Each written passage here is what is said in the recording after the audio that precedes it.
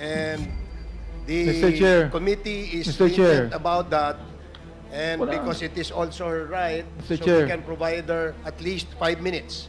Mr. Chair. Mr. may Chair. remind our members that when the chair is speaking, let us not disturb him. That is the rule. Thank you, Congressman Akop. Thank you also, Congressman Abante. Well, So- Mr. Chair, I'd like to find out who is Congressman Akop referring to. I am one of the chairman of the Quad Committee. Yes, 1 minute suspension. And I have the please. right. 1 minute.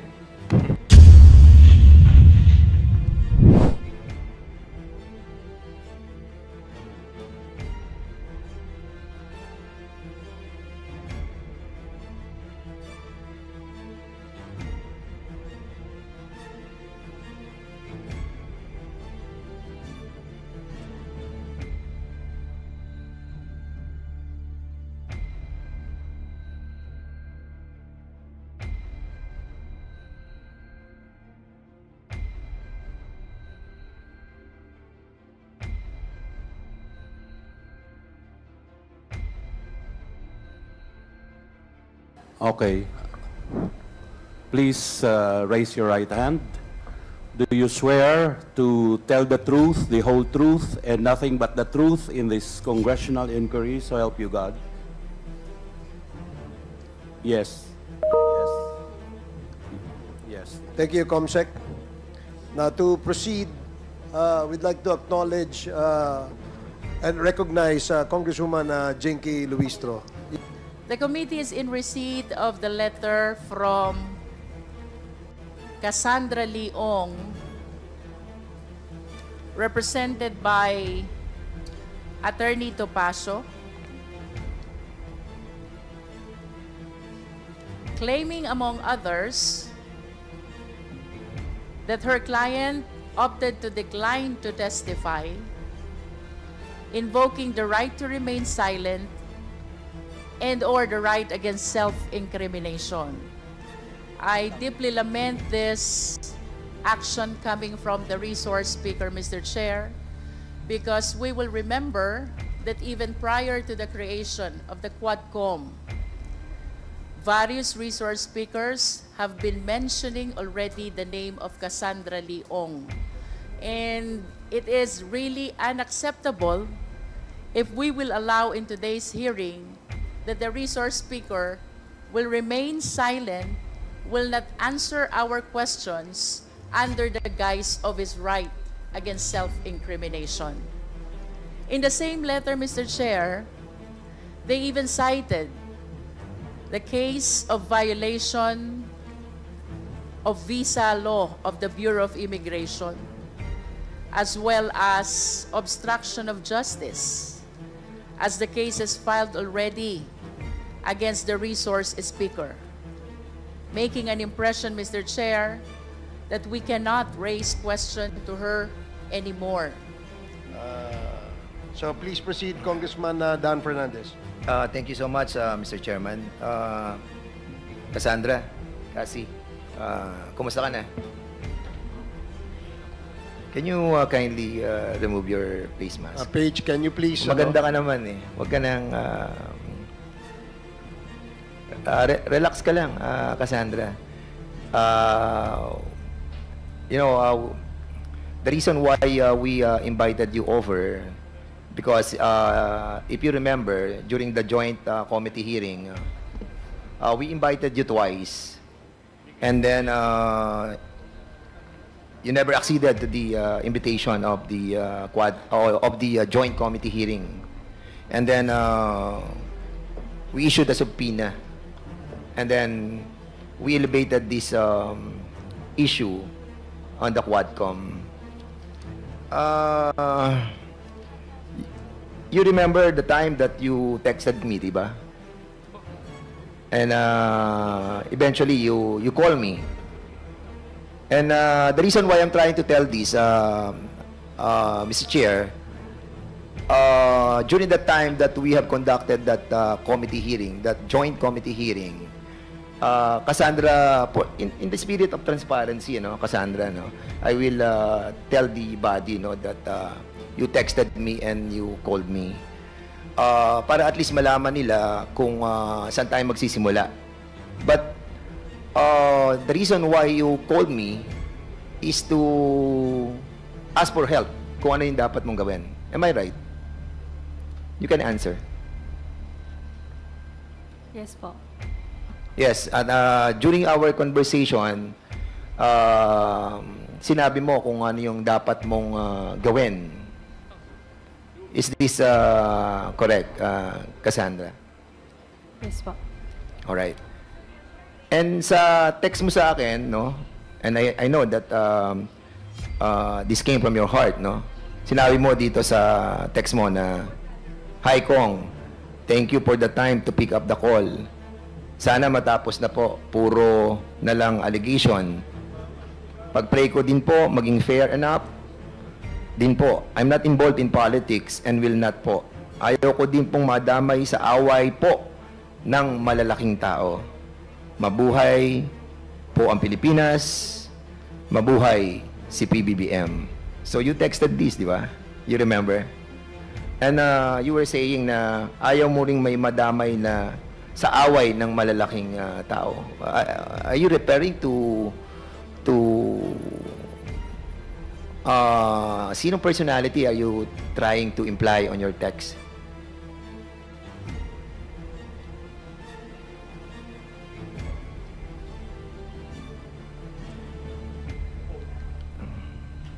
I invoke my right to remain silent po. I invoke my Chair. right Yes po. to your right. Okay. So kasi simple lang naman yung tinatanong ko kung sino yung mga ano to, malalaking tao ba ng mga Chinese o malalaking tao ng mga Pilipino? Mga politician ba ang sinasabi mong ayaw mo ma-involve sa away ng malalaking tao? You can answer directly, no? I mean, there's nothing wrong on saying, kasi sabi mo, Pilipino ka, di ba? And I will show you, Cassandra. This is the certificate of your naturalization nung papa mo. And we were able to get that during the time of 1978, he applied for the naturalization. And thereby, when you were born in year 2000, you are a Pilipina. Di ba? So, Pilipina ka. So, maaring sa dugo ay Chinese ka, pero sa puso at isipan, Pilipina ka. Am I correct? Opo. At saan ka madadamay ng mga away na sinasabi mo sa text mo sa akin? I never replied, di ba? Hindi ako nag-reply sa'yo eh. Because I really don't want you to answer back on my cell phone. What I wanted is for you to appear on the committee and to answer to all of us. So, sino? Mr. Chair, I invoke my right po to remain silent po. Congressman Fernandez, if Yes, I may. Mr. Chair. Yung tanong ni Congressman Dan Fernandez ay hindi naman incriminating dahil ang tanong niya, kaninong away? Is that an incriminating statement?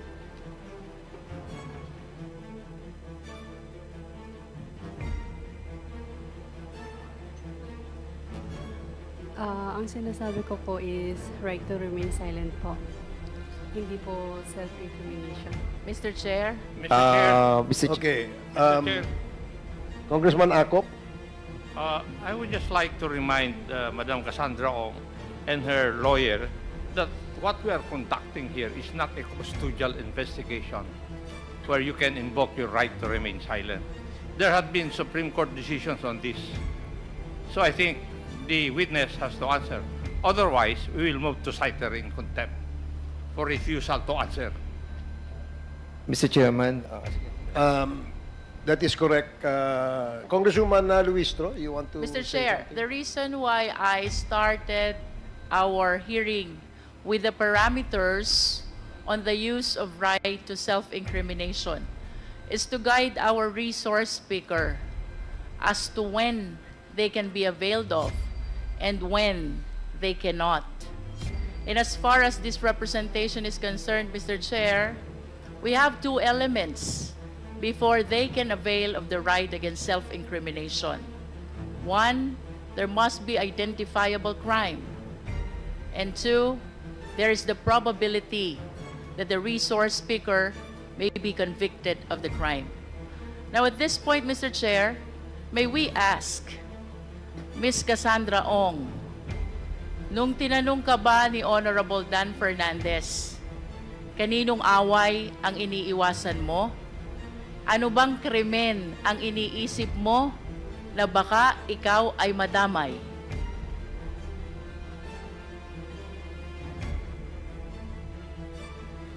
I refuse to testify. I refuse to answer po para sa own reason ko po. If I may, Congresswoman Luistro, I'm sure it is upon the advice of your counsel, Attorney Topacio. Kaya mo sinasabi that you refuse to testify or the right against self-incrimination, etc., etc. Pero maliwanag po na marami pong sinight na mga jurisprudence tungkol dito. And we don't want to, we are very lenient to your client, Attorney Topacio. And because of that leniency, we allowed her to appear before us so that we can propound questions related to the alleged crime that she has committed. Under the jurisprudence that was cited by Congresswoman Luistro, meron pong identifiable crime. And we don't want the committee to be compelled to cite her in contempt. Because as it is, she is already detained in the House. And once the committee rules on citing her in contempt again, she probably would stay in this detention facility much longer. Kaya please, advise your client to cooperate. As long as her rights are not violated, we will continue to ask her questions.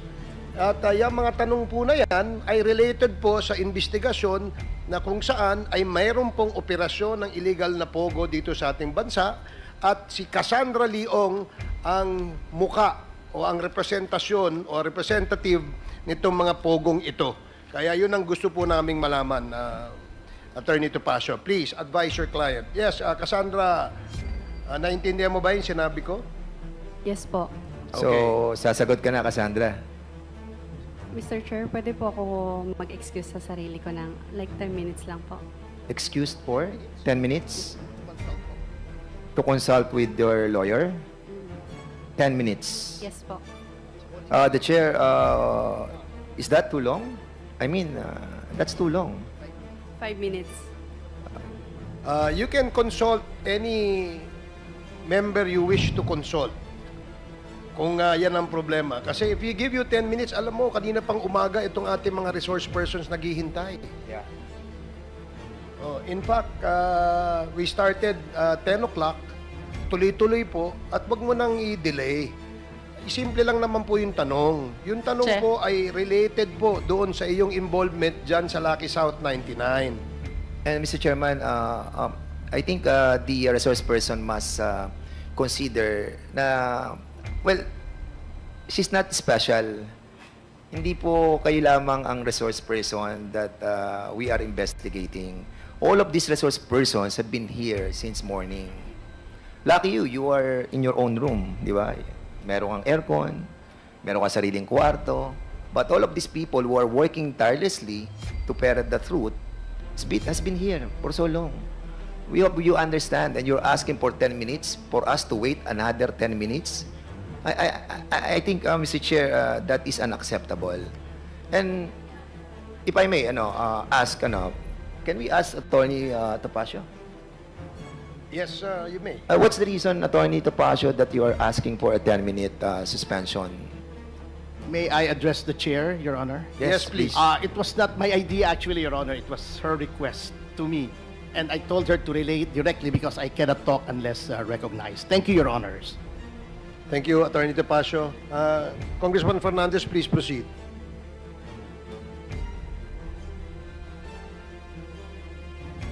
And, Cassandra, what is the reason for a 5-minute suspension that for you to talk to your lawyer? Are you asking for a 10-minute? Yes po. Yes po. And what's the reason behind?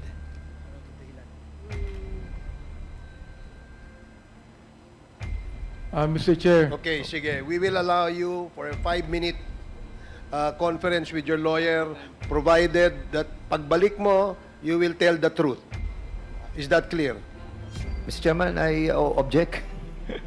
Because we've been waiting here for so long. Let's start with this right now. I think the resource person needs to confer with her client, and Mr. Chair. the committee is Mr. Chair. lenient about that, and Wala. because it is also her right, Mr. so Chair. we can provide her at least 5 minutes. Mr. Chair, Mr. may I Chair, remind our members that when the chair is speaking, let us not disturb him. That is the rule.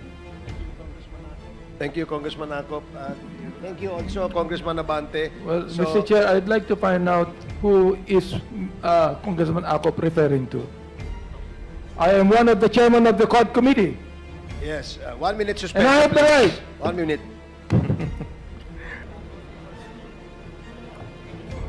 Puta sila nag-away. Easy.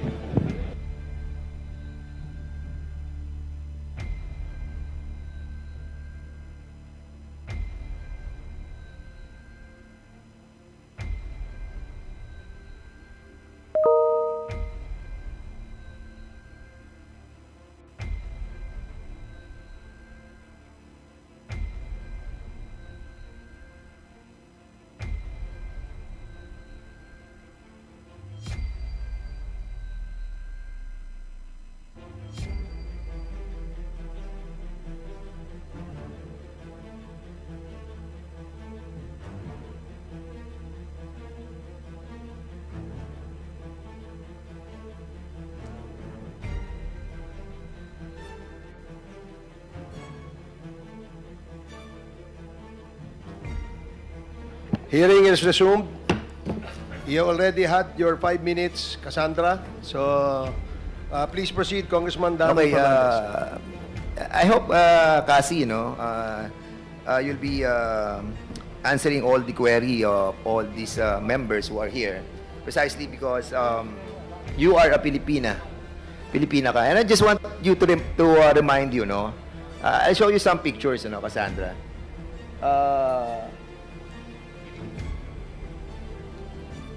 Have you seen this?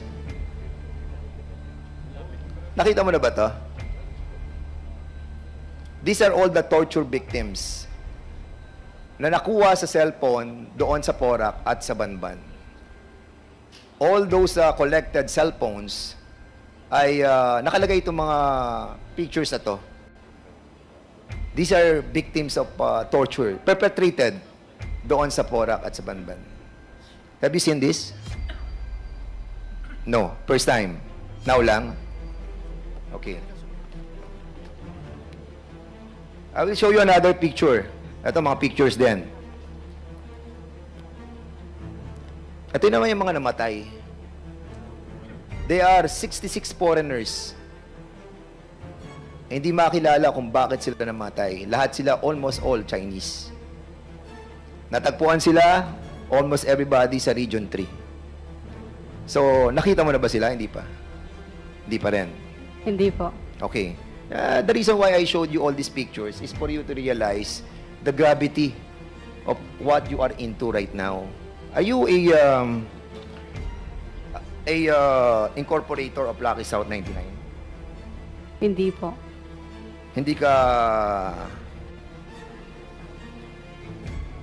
ka incorporator ng Lucky South 99? Never? Remember, you are under oath. Member ka or not?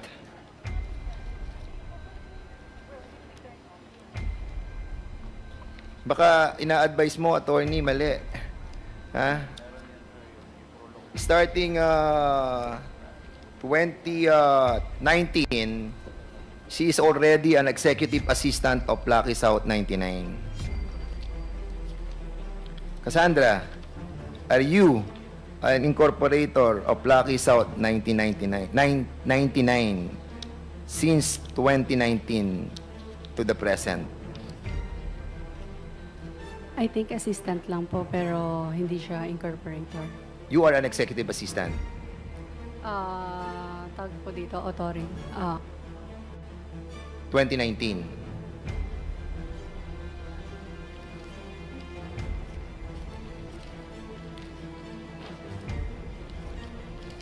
Tama, Cassandra?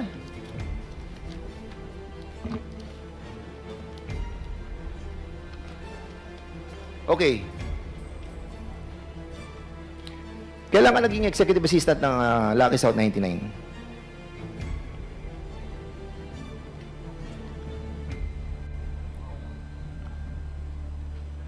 Kung pagbabasihan natin yung mga dokumento, November 2019, incorporated ka na doon. And you were like 19 years old during that time. Am I correct? Correct? Yes po. 19 years old. 19 years old. Paano ka nakapagtrabaho sa Lucky South 99? Mr. Chair, I refuse po to answer. Mr. Chairman, Mr. Chair, point of order. point of order. What is the point of order of the... Yeah, Mr. Chair, I'm getting confused. With all due respect to Attorney Topacio, every time Chairman Dan gives a question, it seems that it's Attorney Topacio answering. So I think we should. No, I've been watching you, and you've been whispering. So can we please give the resource person the opportunity to answer truthfully? Attorney Topacio, may we ask you to refrain from answering in behalf of your client? As we clearly stated earlier, the role of the counsel is only limited to advising your client of his or her constitutional rights in this committee hearing. So, Cassie, ikaw ang sumagot. Okay? Yes. Thank you. Attorney Topacio, with all due respect, no, I mean, I don't mean no offense to you, but it's just that let's allow the resource person the freedom to explain her side and to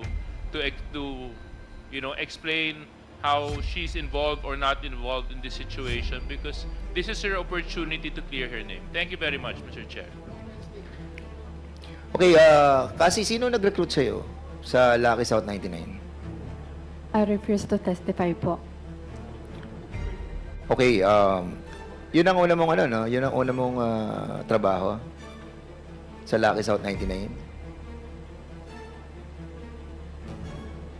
I refuse to testify po. Sorry, Mr. Chair. Tinatanong ko lang kung ano yun ang una mong trabaho.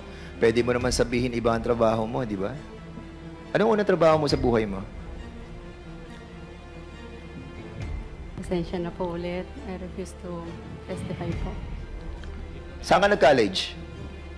This will not incriminate you. It will po. What? Ang tinatanong ko, saan ka nag-college? I refuse. Sabi mo, Pilipina ka, di ba? Did you study in the Philippines? I refuse po to testify po. Attorney Topacio, let this be a warning to you to please allow your client to respond to the question. We will, these are simple questions. Tinanong lang, saan siya nag-aral, saan siya nag-college, right against self-incrimination, please. This is a warning, Attorney Topacio, na let her answer. Kasi, Mr. Chair, sagot mo lang ng tama ito dahil yung tanong na kung saan ka nag-aral ay hindi naman incriminating sa'yo. Bakit refuse to answer? Papipilitan kami i-contempt ka. So kasi, ang sabi ni Ronaldine Baterna, who happens to be in the Lucky South 99 and in the Wilwin Corporation, binigay niya yung mga cheque sa'yo at maraming milyon-milyon ang dumaang pera dito. So, ginamit mo yung checking account. Pasensya na po talaga. I refuse to testify po. Mr. Chair. Mr. Chair. We'll change na lang the question. If she feels that it will incriminate her, Okay, we with will the be... indulgence of Congressman Fernandez. Yes, is this a short interjection? Mr. Chair, Please proceed. I move to cite Cassandra in contempt. Second. There is a motion to cite Cassandra Ong in contempt for Mr. Chairman, violation of Section 11, Paragraph A and C of the Rules of Procedure governing inquiries in aid of legislation. Duly seconded. Do I hear any objections? Mr. Hearing Chair. none. Mr. Chair. Apologies, Mr. Chair. This is not an objection, but just a manifestation. In the spirit of due process, may we ask that the witness explain why she should not be cited in contempt?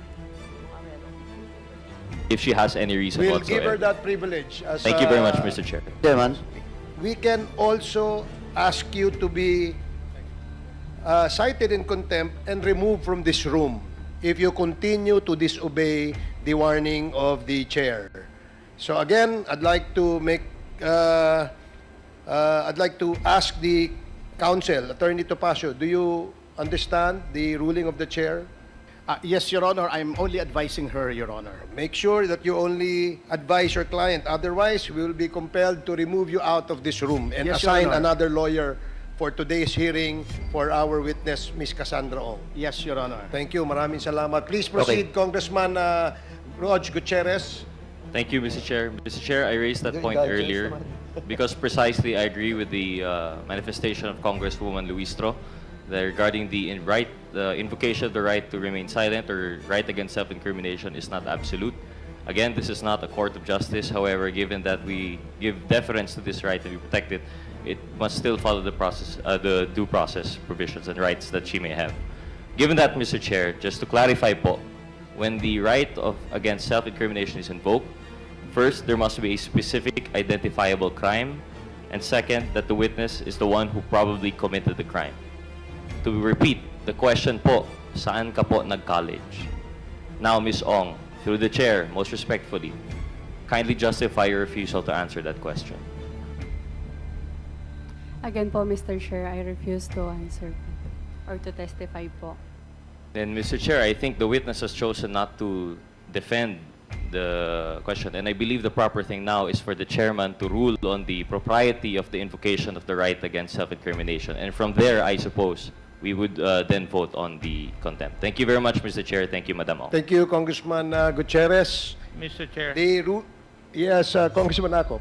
may I ask the resource person to repeat her answer to the query of the Honorable Gutierrez? I refuse to testify ba? Ang sagot po ninyo? Ha? Testify po. You refuse to testify. Yun po ang kasagutan ninyo doon sa katanungan po ni Honorable Gutierrez. So you refuse to testify. In other words, hindi ka na sasagot. Opo. Mr. Chair, Mr. Chair. Mr. Chair, just to to that. Just an observation. Yes, just an observation po, Mr. Chair. After the motion was raised, citing her in contempt, Congressman Roger Gutierrez asked the chair to allow the witness to explain to the body why she's refusing to answer. Now, Ms. Ong, ang sinasabi lang po ni Congressman Rog, bibigyan ka ng pagkakataon, explain sa amin kung bakit mo nire-refuse yung mga simpleng tanong tulad ng saan ka nag-college na hindi naman ho talaga siya incriminating. So yun lang ho yung binibigay sa'yo para maintindihan ho namin kung bakit ayaw mong sumagot. Binibigyan ka namin ng pagkakataon, explain po sa amin kung bakit ganyan yung asta mo na ayaw mong sagutin. Maski yung mga simpleng bagay like pag tinanong kita anong favorite color mo, sabihin mo, I refuse to testify. So bakit ho ganon yung inyong asta ngayon? Marami pong reason. Una, under oath po ako dito. And possible po siya magamit against me in the future po. Mr. Chair, if I may. Mr. Chair, The dahil hindi ka nagko-cooperate dito sa pagdinig na ito, there is now a motion upon the motion by Congressman Benny Abante to cite you again for contempt. And hearing no objections from the members of this committee, the chair rules that you are cited in contempt. Okay. Is there any motion?